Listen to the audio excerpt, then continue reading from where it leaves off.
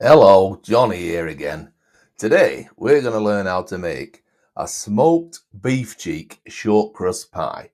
Now, what I'd like you to do and tell me in the comments, do you think it's worth smoking it first or just plain old braised? Anyhow, let's get on. So, start off by setting up your smoker. Now, I'm using a charcoal smoker here. I'm using a Kamado Joe because I'm poncy fancy like that. You could always use just a little bit of smoked chips in a tin, wire rack, stuff your meat on top, and tin foil it up. Jobs are good 'un. But anyhow, so let's start by seasoning our beef cheeks. So I've trimmed down the beef cheeks already, or asked my butcher to do it, just to make sure there's no sinew on there. I'm just using a little bit of salt, black pepper, and garlic. Make sure that's fully covered. Slapped in a little bit of cherry wood there. Got my deflector plates in. Now I've set this because I want it to come up to heat around about 150 degrees Fahrenheit. So we're not doing a slow, Celsius actually, not Fahrenheit. Because I'm not looking for a low and slow. I'm not looking at cooking this all the way through.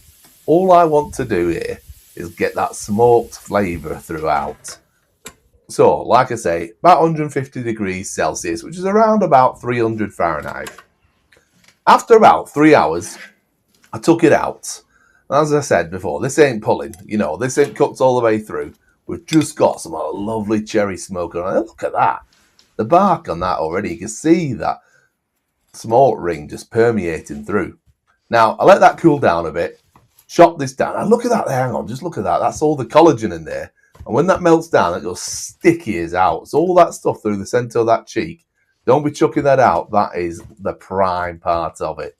So dice it down into about inch cubes. Meanwhile, I prep down my vegetables. So start off with an onion. Get that kind of neatly chopped. Not fine. We're not looking at crazy brunoise or out like that. We're just getting that down to a nice sort of medium-sized chop. Chuck away your ends. Don't need them. Cool. Next, carrots. Take your tops off. Take your bottoms off too if you want. I leave them on. In fact, if it's a decent carrot, I leave the skin on and all. There's no point wasting it, as long as it's clean. Chop those down into about same size pieces as your carrots were. Celery, same job. Chop them down, similar size. This is what we call a I almost buggered up there. It's what we call a mirepoix in trade. Now, slice down your garlic nice and fine. You can chop it, you can grate it, you can do what you want. Get some thyme, wrap it in a bit of string, nice little bundle, snip off the ends, and we're going to loz that in there as well. That just makes it easier to take out later. Now, over to the pan. Again, I'm using a pressure cooker here, and you've seen it in my videos in the past. I do like my pressure cooker. But you could quite easily do this in a big saucepan or a cast iron pan and just let it braise for a few hours. It just takes a bit longer, that's all. I like the pressure cookers, it keeps all the flavour in and it cooks it right quick. So, sweating off my onions, lozzing in the rest of the veg, give that a good stir, tickle it around, waiting for it to go translucent as always. Takes the harshness away. Now, here I buggered up right good, because I didn't show that I added this stock. I've added the rest of the meat, I've added my thyme. But what I did do is I put a little bit of amber ale in there, some chicken stock in there. You could use beef stock if you like, and just bringing that up to a simmer. That was all. Wasn't much that you missed there. Next time I'll be a bit more careful, I promise. Now, that's had 45 minutes on pressure, high pressure.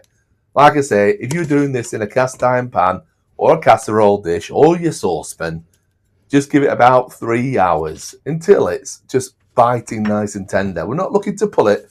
We don't want pulled beef. We're not making tacos or out like that. What we want is there's still got a bit of texture, but it's tender to the mouth. Now, in with the old friend Bisto. Get rid of your thyme. Bugger off. Don't need that anymore. It's done its job. A bit more of the Bisto in there. Just make it nice and thick. You guys, you know how much I like my Bisto. Haters will hate. You know what? I'd rather put that in than a bit of cornflour that tastes like now. So we've got loads of flavour from the veg, from the meat, from the smoke. We got the beer in there. We got the thyme in there. Mate, let's stick in it with a bit of Bisto.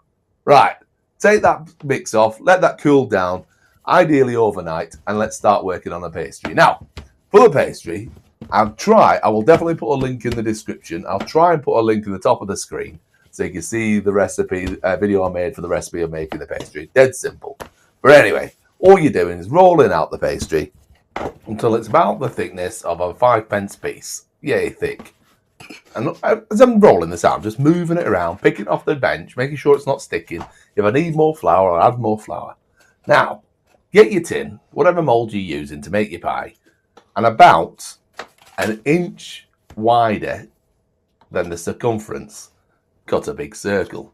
Because you need to allow enough for the sides, you see. So, get enough for all your pies. I'm just making 2 here. Set that up. Now, grab hold of a bit of grease spray or a bit of butter, whatever you like. Give it a bit of a spray, just to make sure it's not going to stick. Grab hold of your pastry, and then what you want to do is almost at this stage now, you're letting gravity do the work, and you're just letting it fall into the pastry, just guiding it in there with your fingers, so as you don't poke any holes. Make sure there's no air bubbles around it, and just give it a little fondle with your thumbs, with your fingers, and just make sure it's right up against the edges. Do the same with your next tin, exactly the same as the first. Right.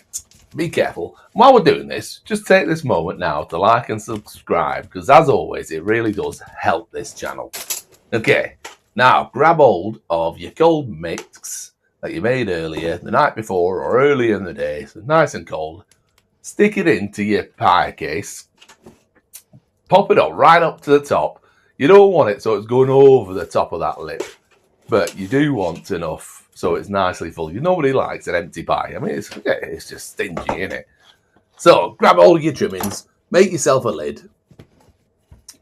Roll it out a bit thinner if you need to. Just don't go too thin, though. Bring it over, roll it out, grab hold of your pie, and then what I like to do is just get a bit of water, mix it around the side. You could use egg wash if you want to, but water works just as good.